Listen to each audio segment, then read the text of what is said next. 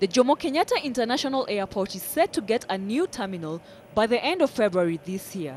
This terminal has been constructed at a cost of 1.7 billion shillings and is expected to handle an extra 2.5 million passengers annually. What the opening of this terminal means is that we have a breathing space to be able to put up the greenfield terminal. Also, the congestion that used to be experienced at JKIA will be no more. That means we can handle passengers in a more comfortable way, and it means that we can then start getting repeat passengers transiting through here. So that actually increases our competitiveness as an airport. You will appreciate that when we were designing the old terminals in 1978, the situation for international terrorism, which is a key concern, the situation for international other crimes like drug trafficking was not the way it is now, and therefore this is much more responsive. However, all our terminals are very secure. We have put in a technology, and we are developing to keep up with the technology and the level of threats on a day-to-day basis. Security remains a key concern, and the facility has enhanced security features, which include a 3-stage baggage check system. We included the current global and local security risks right from the design.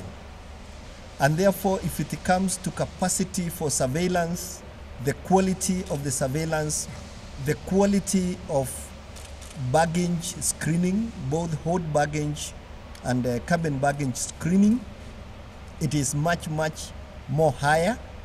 Another thing is that the level of employment of technology, deployment of technology, as opposed to manual, is certainly a bit superior. The capacity for explosive detection, all these aspects have been put into consideration.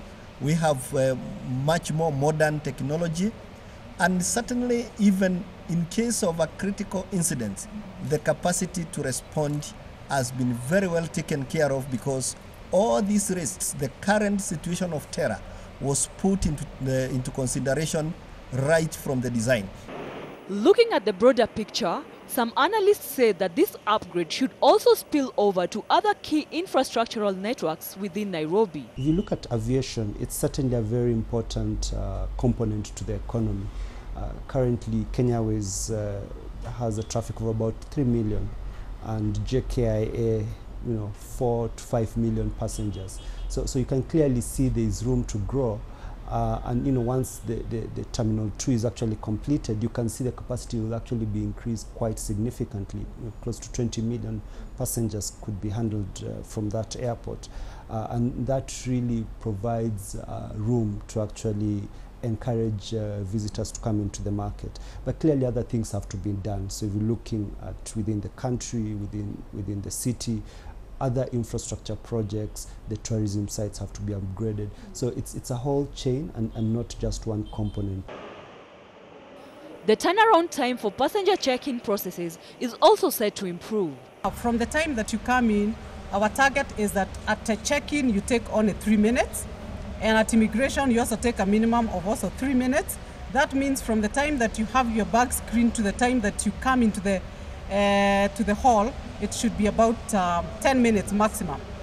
I think one of the main concerns was about the quality of service at the airport and the space.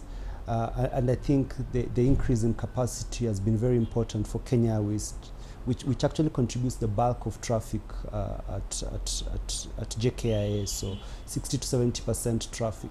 And I think for them it's really key to ensure that they can improve the quality of the product, having just upgraded the aircrafts.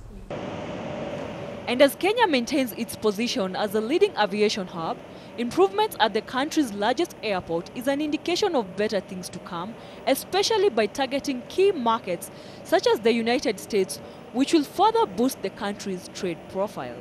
By having a direct route, you're actually cutting the travel time.